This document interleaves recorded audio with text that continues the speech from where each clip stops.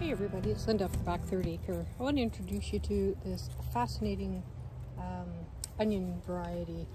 So if you're the type of gardener who likes to plant things and really have a low maintenance vegetable, check out these Egyptian walking onions. So this is what it looks like. It grows on this really long green stalk right up out of the ground, and then you have these little bobules at the top.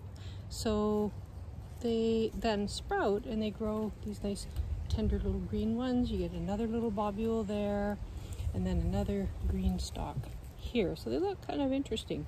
But what happens is they grow up, they fall over and land on the ground, and then all of these bobules will sprout into new plants. So they're called an Egyptian walking onion for that purpose, because they'll grow and spread about 24 inches in your garden every year.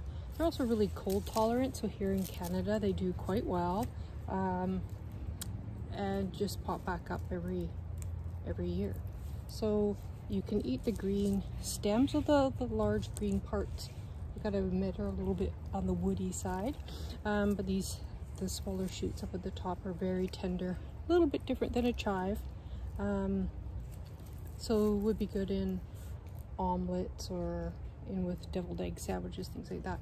And these little bobules, you can just break them apart. I'll show you here. And these can be planted so that you get new plants. As you can see, the green is already growing. Or you could chop them up and use them, and they taste similar to a shallot. So, like I said, you can use the green part as like a little kind of a chive. Then you can use the little bobules as well.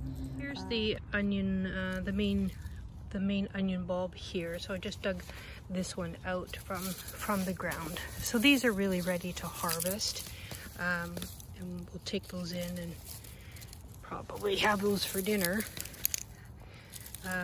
So they're a nice, decent onion. And next, I'm going to plant some of those bobules into the ground so that I get more onions next year. This is a second year onion, so this is a nice decent size, but then again you've got the green stalk that grows up. This is really firm, and I wouldn't really suggest eating that. You really want to go for those little tender green ones that are growing off of those bobules. But these onions are quite tasty, but they do tend to be smaller on size compared to planting your other typical onions. The really interesting part of these is that they are a perennial onion. So if you like to plant something and walk away and just be able to harvest it later, and not worry too much about fussing around with things, give Egyptian walking onions a try. If I want to make a larger patch of Egyptian walking onions, which I do, I'm going to take these little bobules off of here, and then I'm going to plant them into the ground. So I can do that now. It's summertime, it's July 13th, and I'm in zone 9. So I can plant these into the ground just as they are, anytime now, between now and the first frost. So our first frost is usually in November.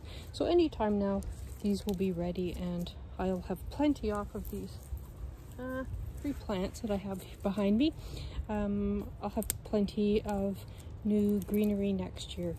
If I just leave them to do their own thing, which definitely happens when we get busy with life, they will just fall to the ground and propagate themselves, and I'll have new plants popping up next year, but they won't necessarily be exactly where I would like them. And because I use this garden bed for garlic and other things, I would like them a little bit more orderly than they would do on their own. So you don't have to worry about them becoming invasive. They're really easy to control. So the bobule heads, they just fall over and you can move them easily, and they aren't growing so fast that they can get out of control on you. So you don't really have to worry about the invasive aspect with these. So if you want nice fresh green onions, nice small cutting onions, or little shallots, give Egyptian walking onions a try.